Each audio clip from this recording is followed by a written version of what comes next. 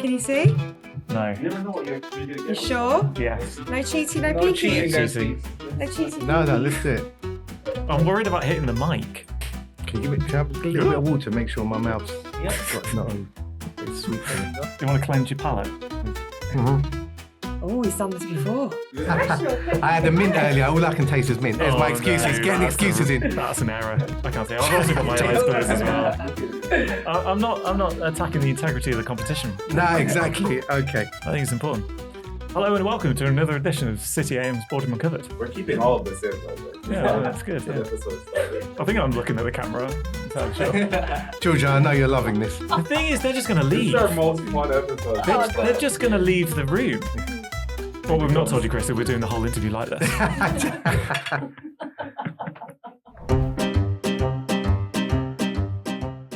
Okay, cool.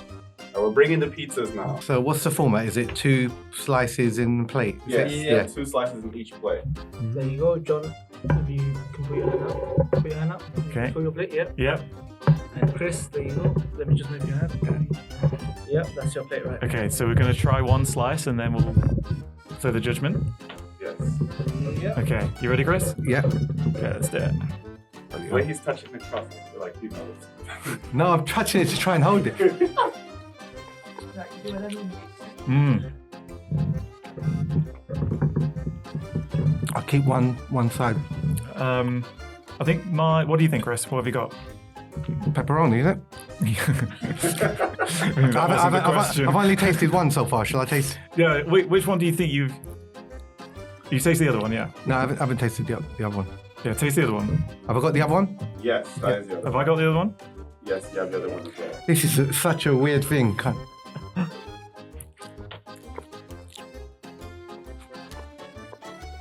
Okay, I think I know. Okay, so what pizza was pizza 1, John? My pizza 1 was Domino's. And what was your pizza? I mean, your pizza 2, that means Papa Pizza John's. 2 was Papa John's. I'm not telling you if you're right or wrong yet. Okay. But- We're So what do you locked think in. was- We're locked in with those answers. Mine was Papa John's first. And what was your... Whoever the second one was. You can't bring yourself to say their name, is that it? You both are actually correct. Yeah, you both are correct. Yes. Yeah, you both. John, your first pizza was Domino's. Yes. Yeah, your first pizza was Domino's. The second one was Papa John's. And same. Your first pizza was Papa John's. The second was shout out name. Yeah, no, thank you. Shout out name for that. Oh, you can put away the CV now. Yeah, that's right. You delete that resignation letter so you can keep your job. Can you text my wife and tell her I've still got a job? Hello and welcome to another edition of City AM's Boardroom Uncovered with me, John Robinson. My guest for this episode is the Managing Director of Papa John's UK, Chris Phylactou. The MD has held the top job since the end of 2023, having previously led TGI Fridays in Europe. But after leading a major restructuring of the business, how is Papa John's taking on Domino's in the race for pizza lovers' hard-earned cash? Without any further delay, let's dive in. Well, Chris, thank you very much for coming on Boardroom Uncovered. It's great to have you here. Thanks for having me, John. Good to be here. I suppose the first question is, how much free pizza do you get? And are you sick of it yet? I'm definitely not sick of it, but I've got the privilege of eating pizza quite regularly. Favourite topping? Oh, pepperoni or the works. The works is pepperoni, sausage, olives, and vegetables. So yeah, I love those. It depends on the mood I'm in. Yeah. Sometimes I'm just straight out margarita. Yeah. You say that you're eating pizza all the time. Does it not get a bit samey? No, not at all. Sounds like a dream job. Definitely a dream job. Definitely. We've got an innovation kitchen beneath our offices, and I'd say I'm there more often than not. So yeah, absolutely love it. Yeah. And we've obviously just done the taste test so you can keep your job. Yeah, that's right. Yeah. Delete the resignation. Let's see that Exactly. dust off the CV. I was, of course, 100% sure, but yeah. So I wasn't sure. I was a bit hesitant. So it's a bit more 50-50 for me, but you knew instantly. Absolutely. Yeah. How absolutely. could you tell? Obviously, you couldn't see them, but there must have been something. Yeah, just the taste is very distinguishable. The quality of the ingredients, the mouthfeel, the dough, all the attributes that we're aiming for deliver in our pizza. So yeah, for me, it's quite easy. It's differentiated from the competition. which you could, of course, can't say. Yeah. But I can say. how is a Papa John's pizza different to a Domino's pizza? Because I don't think I would be able to tell them apart. I mean, I was just about able to. The taste is very different. We've got a very distinguishable taste versus the competition. What is that? It just tastes different. It's we use high quality ingredients. We use fresh, never frozen dough. And once you've eaten our pizza, you'll know exactly that it's a Papa John's pizza versus the competition. Probably why you couldn't tell as much as you should have today. Should have, yeah. There we go. Chris, you're obviously sitting here after quite a lot of change in the business absolutely. over the last year or so. You're in a very strong position now, but last year in particular, you went through a big restructuring. That must have been a challenge to come through. Talk to me about that process and the journey that Papa John's UK has been on in the last year, 18 months. Yeah, sure. So I'll go back to 2023 when two of our largest partners flagged the risk of going insolvent. So we took a strategic decision to acquire those, take them on. And that was a purposeful decision that we took. So it was 116 restaurants. And we went from being a franchise support business to owning and running the largest estate within the business. And we kept those restaurants for nearly a year. We tried to look at which ones we could turn around. And fortunately, 60 of them were really good. So we refranchised them internally to incumbent franchisees. 13 of them we've kept under corporate ownership. But unfortunately, 43 of them we've had to close. And closing restaurants, never an easy decision. It's the last thing we ever want to do. It's a lot of jobs. Particularly when people's livelihoods are at stake. But if restaurants are performing badly and losing a lot of money, sometimes the best decision is to close them. Fast forward to today, we're no longer losing money, and we're looking at making a profit this year, and that's because of the difficult decisions we made back then. The difficult decisions, people losing their livelihoods. It's a lot of uncertainty in their lives. What impact did that have on you personally as the ultimate decision maker? Yeah, I mean, having people lose their jobs is the last option for us. We tried everything to keep the restaurants open. We also did a purposeful, we prioritized putting people into jobs. So some people we managed to save. But yeah, of course, it's never an easy decision. And it's something that I wasn't happy doing, but it's something that we had to do as a brand. Tell me about the thought process behind it. Is it just looking at the cold numbers and then you get, at the end of the equation, you get the number of stores that needs to go? Or is it a little bit more targeted than that? It must have been a very difficult decision for you and the rest of the senior leadership team to go through. Yeah, very difficult decision. And if anything, we held on to the restaurants probably longer than we should have to protect the people for as long as we could. And we put a lot of effort into trying to turn those businesses around. But unfortunately, they were either in the wrong location, and the performance of the restaurants was really bad. So there was no business case to keep them open. And now, the other side of that restructure, and you say that you're no longer loss making, but it's still a challenging economic times. We've had the increase in minimum wage, the employees' national insurance contributions, and now the tariffs in the US as well. How is Papa John's in the UK navigating that? Yeah, good question. Look, it's a very difficult time for the food industry, but I believe that we're well positioned for growth. In fact, we've started the year very strongly. We're in transactional and comp sales growth. The pizza delivery business is growing. It grew last year. It's forecasted to grow again this year. So we're in the growing sector. And I think, we're focusing on 3 key areas. We're focusing on raising our standards, partnering with our franchisees, and loving our customers. And what I mean by that is we know our customers want 3 things when they order Papa John's. They want their pizza hot, they want it delivered in under 30 minutes, and they want their order accurate. And we're working maniacally to make sure our operations at a standard where we can meet everyone's expectations with every order. Do you think in the past that hasn't been the case, and that's where some of those restaurants that did unfortunately have to close weren't meeting those targets? Yeah, that's correct. I mean, in the past, we've probably let people down more than we would have liked to, but that's been a combination of maybe the wrong franchisees.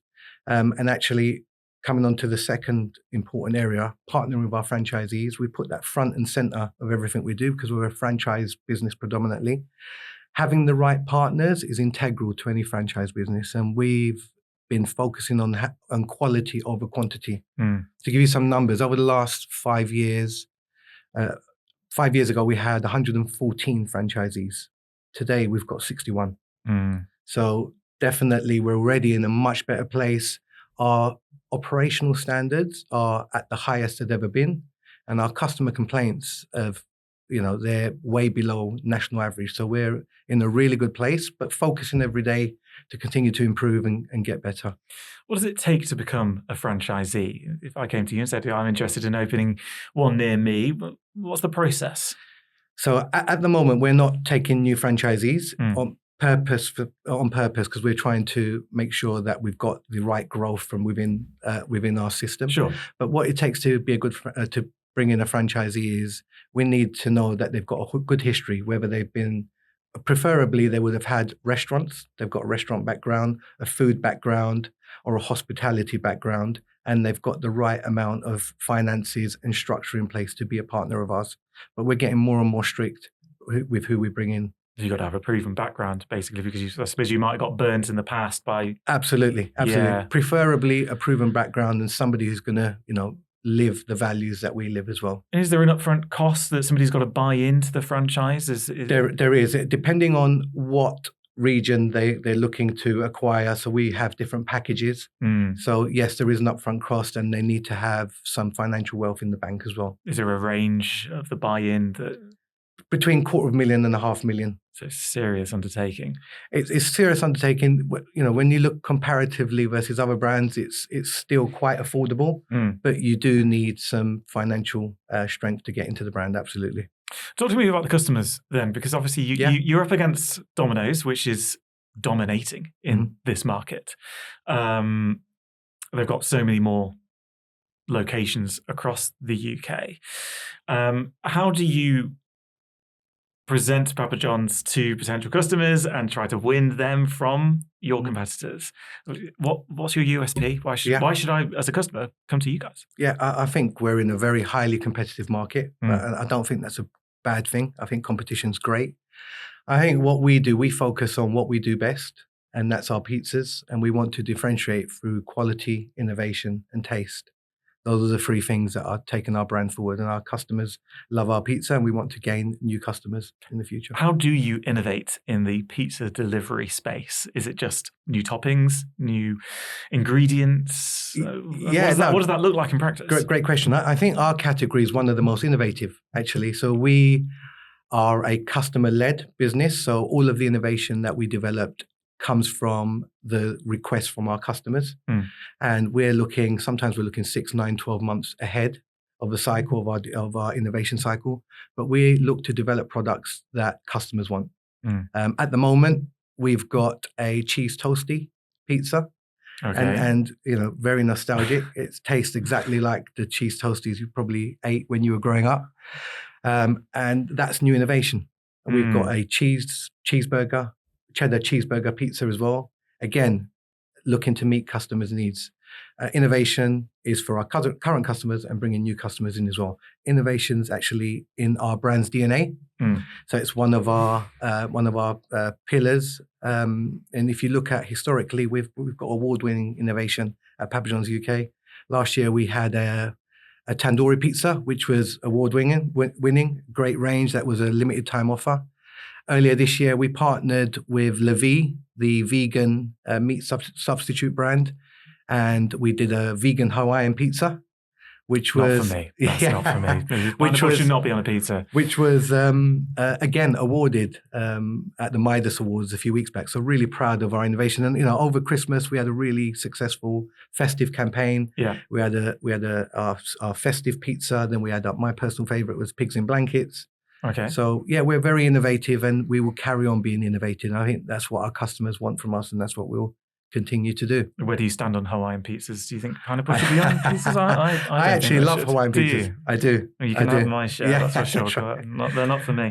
Papa John's obviously US headquarters company, Yeah. but none of the ingredients that are sold on UK pizzas are from the US. No, they're not. I mean, a lot of the flavor profile comes from the US, as you would imagine, but the pizzas here are different. They're tapered to our local consumer. So the ingredients are, European ingredients predominantly, where we couldn't normally get US ingredients into the UK. Because some of the US ingredients aren't allowed They're in not, Europe as absolutely, well. absolutely, yeah. They're not allowed, and it's also, having a shorter supply chain is better as well for us. Obviously, we mentioned previously about the difficult economic climate at the moment that every business is facing. Yeah. Is there a particular aspect of that is the most challenging for Papa John's in the UK? The cost increases have been difficult for our franchise owners in particular. They've had national insurance price rises. Ingredients have been going up, to be honest with you. So it's been a perfect storm of difficulty for us as a brand. But we're continuing to weather the storm by looking at selling more pizza. So volume is the game for us. So we want to win through volume. And is that through advertising? Is that through opening new? Well, you said you're not really taking on new franchises, so it's not opening new sites. So it must be an advertising spend. Sorry to interrupt. We are actually opening new sites with incumbent franchisees. We've got a strong pipeline. We've already opened 3 restaurants this year. We've got a pipeline of about 10 to 12 this year, and we're developing a pipeline for next year. So the brand is growing again. We have recently relaunched the brand, so we've rebranded and we've got a new campaign which is devoted to the dough, again highlighting our quality attributes. So we are shouting about the brand is back or the brand is here, and we're trying to gain new custom, and we're doing a good job of it at the moment. Really exciting for us. Are you optimistic about the state of the UK economy and where it's going to be in the next year or so? Asking me today, that's a very difficult question to answer. But given the history of the UK market, given the history of the category we're in, yes, I would say I am optimistic. It's not going to be. It won't be. It will be a bumpy ride, but I'm sure we'll get through it. Delivery is growing in the UK. Pizza's growing in the UK, and I suspect it will carry on growing because people need to eat. We're in a category where people need to eat. And I think we're going to be absolutely fine. And the UK is not going to fall out of love with pizza anytime soon, I suppose. No, definitely not. If anything, it's just going to grow. Yeah, it's pizza's great food, right? It's sharing food. It's sociable food. It's a food for all occasions, and we feel fortunate that we're able to serve so many people, regardless of what the occasion is. Let's talk about you, Chris. I'm interested to know what kind of leader you are. Are you presidential, or are you a bit more? I'd say I'm definitely a transformational and purposeful leader. I lead. What does that mean when it's at home? I lead from the front. I lead by example. I set a clear strategy for the business and rally the team around it. I'm definitely a people leader. I believe people are our most valuable asset.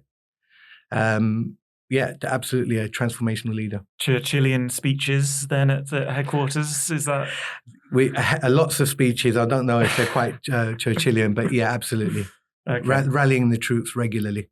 What about your work-life balance? Obviously, your job will be incredibly demanding at work, but you've got a life outside of the walls of Papa John's HQ. Tell me about how you manage that. I probably haven't got a great work-life balance enough, but I think when you're running an amazing business which is growing like Papa John's, you've got to make sacrifices, and I think those sacrifices are worth it. To be honest with you, it's difficult though, isn't it? If you feel like you're missing out on something, but at the end of the day, you've got to do what you got to do. I think it would be more difficult if you didn't love what you were doing. I love what I do, and I love seeing the results that the UK's achieving. So, yeah, no, it's great at the moment. Well, you love it so much, you came back, I suppose. You've been at Papa John's over a couple of stints. That's right. Absolutely. So it's my second time with the brand. I was here for 2.5 years back in 2008. I left. I had an opportunity to go and work for what at the time the largest privately held hospitality business. But then, of course, I came back. But even when I wasn't here, I was still eating the pizzas. I was still a fan. There, you got that line in, yeah. Yeah. It's true. If you go back to when you first started out in business, if you could go back in the time machine and talk to yourself, what bit of advice would you give younger Chris? I would say keep communicating. I think communication within organizations can always be better. I think I recognized that during my career, but if I recognized it earlier, it would have made my career easier. I think businesses have got an issue with communication, but communication has to be at the forefront of everything you do. What was your first job? Not a career job, but did you have a paper round? Did you work in a shop? Did you work at Tesco? Or what did you do? I had a number of jobs. Well, one that I held on to for a long period of time, and I remember clearly, was stacking shelves at Tesco's, actually, in the produce department, which was the first job that I remember recognizing the importance of global supply chain. Because, well, one minute we're having French apples, British apples, South African apples. So it educated me on the importance of a global supply chain, because I could see that food was coming from around the world. Whereas pretty much before, you maybe wouldn't have thought about it at that young age. That sounds like a LinkedIn post in the making, that one, doesn't it? Yes. So I was stacking shelves at Tesco and what it taught me about global supply chains. Exactly. I can see it now. Can't recommend it as a first job enough, to be honest with you. Fair enough. Over your career, obviously, you've had a lot of success. You must have done in order to get to the position that you are at the moment. Is there something in your career that you're particularly proud of that you've... Great question. I think if it wasn't for this job, I would have said leading the brand's supply chain and manufacturing through COVID and post-COVID. If you remember, there was a massive labor shortage. We had container shortages. Lots of people were closing restaurants around the world. And we kept our supply chain strong, and we didn't close any restaurants. We didn't run out of any ingredients, which was quite an amazing thing for our team to achieve back then. But definitely working on the turnaround at the moment is my biggest achievement by far, because it was a business that was, in significant decline, had a number of managing directors before my time, high turnover of people. And now we're in an amazing place at the moment, really proud of the efforts the team have done. And I think this is just the beginning of something very exciting. When you took over Papa John's, in the UK, was there any chance really of it going under as a going concern? I mean, how desperate was the situation? We were making multi-million-pound losses. So is that a month? Or no, annually. A year? But we've got a strong parent owner in the US, so there wasn't any risk of the brand going under, but it was, financially damaging. So no risk of it going under, but financially difficult, absolutely. And we talked about the successes in your career, but obviously not any career is a linear line upwards. Are there any failures or anything that have you done in your career that you maybe look back on and you wish you'd done differently with hindsight? Yeah. I think I know it's a bit of a cliche, but I find that I've learned more from failures or from maybe working with leaders that I didn't deem to be great, for example, than I have from the successes. But I think with every failing, whatever it is, you have to take the learnings and grow and improve going forward. Is there something in particular that still keeps you up at night, something that you worry about that is in your inbox at the moment, it's at the top of your in tray? I think one of the things that the food industry is waiting to better understand at the moment is the advertising regulations on the high-fat sugar and salts. So there's new legislation coming to play in October of this year, but we're not quite clear on what that's going to mean for us and for everyone else. There's due an update in the spring, so we're waiting for the update really. But that's the thing that I think is, can affect the way we do things. So if you had a direct line to Keir Starmer or Rachel Reeves, and you said picked up the phone to them, that's what you'd be asking about. Yeah, absolutely. Yeah. And I'm 100%. I think I'm not the only one. Every business leader would be saying the same. Is there anything else that you'd mention on that call that you think the government should be doing to support businesses like yours? Start giving some relief to businesses. We've been at the forefront. During COVID, we stayed open to serve people. And I think the hospitality industry itself needs a little bit of relief from the government, I'd say. Because the government, of course, did give out those COVID loans and the grants and the support and things like that. So they did do something at the time.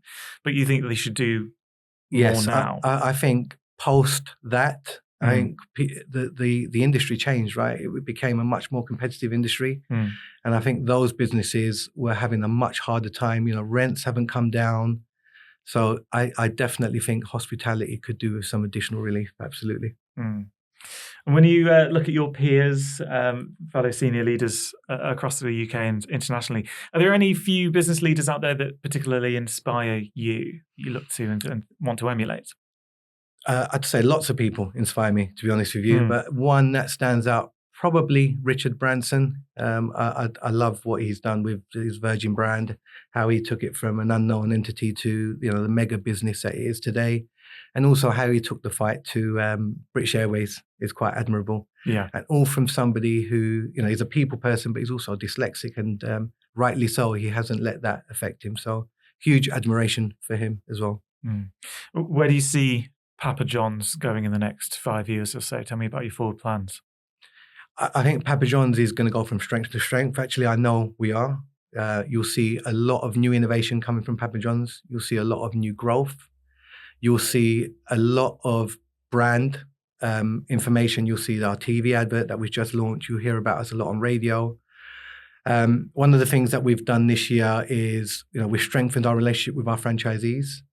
And as part of that process, they've agreed to invest a further 50% into national marketing, which shows you how much faith they've got in the leadership team and the brand. So with that additional funding, we're doing a lot more above the line media. So really exciting, really, really exciting. That's why you're here as well. That's why I'm here. Absolutely. That's Absolutely. It. I suppose the best thing about your job, as we talked about before, would be the free pizza that you get. Would that be right, or would be something maybe a little bit more serious as an answer? Look, two things I'd say. Two things. I think the people. I think the people that I got the privilege of leading and working with every day are a joy to work for. I think they're the culture within our organisation is great, and I feel proud leading them and working with them on a day-to-day basis. And also the pizza. I mean, what's not to like? What's not to like? It's genuinely a fun business and a fun industry to be in.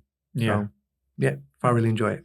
But if you weren't doing this, if you weren't peddling pizza for a living, what would you be doing? If I weren't doing pizza for a living, what would I be doing? I'd be definitely still be in the food industry, but not in this category. And leading another organisation. So yeah, my ambition is to continue in the food industry, stay with Papa John's, of course. But if you're asking me if I weren't here, yeah, I'd still love to be in the food industry. I've got passion for food and for people. Which food stuff would you look to move into? Is it ice cream next? Is it something fun? Something fun. Something fun. Is that important to you? Having fun at work? Can you do that in your job? Realistically, fun is one of our values actually at work, and I definitely is very important for me. I think if you spend so much time at work, if you can't have fun at work or enjoy what you do, then you're in the wrong job. And I make sure that I'm creating a platform at Papa John's where people can excel and also have fun. Brilliant. Chris, thank you very much for coming on Boardroom Uncovered. It's great to have you. Thank you, John. Thanks for having me. Appreciate it. Thank you.